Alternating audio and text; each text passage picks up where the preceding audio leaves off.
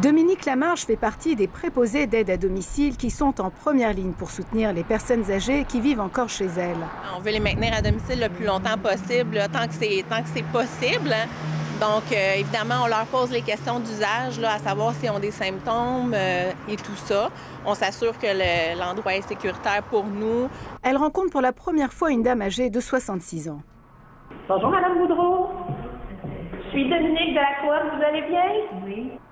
Confinement oblige, nous ne sommes pas entrés dans l'appartement. Elle rend visite en moyenne à 3 personnes par jour, une quinzaine par semaine. À Laval, ils sont 135 préposés des soins à domicile à desservir une population de 3000 personnes. Mais depuis le coronavirus, ils ne sont plus que 15, la plupart ne travaillent plus. Présentement, on a dû mettre à pied 120 préposés. À travers le Québec, ils sont 8700 préposés d'aide à domicile à desservir une population de 100 000. 70% des usagers sont des femmes seules, à faible revenu, qui ont plus de 70 ans. Mais depuis le coronavirus, 4000 préposés ne travaillent plus auprès de leur clientèle âgée. On a présentement une armée de préposés à travers le Québec qui sont à domicile à attendre qu'ils soient appelés pour prêter main forte au gouvernement. Pour nous, c'est relativement frustrant parce que ça fait 25 ans qu'on travaille à former nos préposés.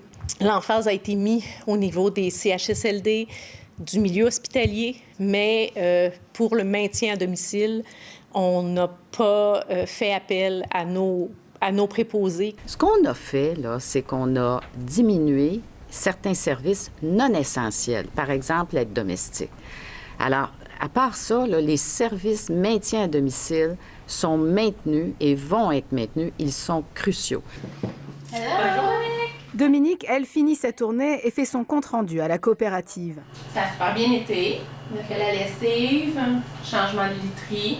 Après 25 jours de confinement, l'isolement peut être dévastateur. L'anxiété est tellement élevée qu'ils vont préférer se priver de services alors qu'ils ont besoin de services aussi élémentaires que les emplettes. Mais la coopérative maintient un contact téléphonique pour s'assurer qu'ils vont bien. Bonjour tout le monde, je suis Stéphane Lemire. Le gériatre Stéphane Lemire s'intéresse à cette approche communautaire depuis des années.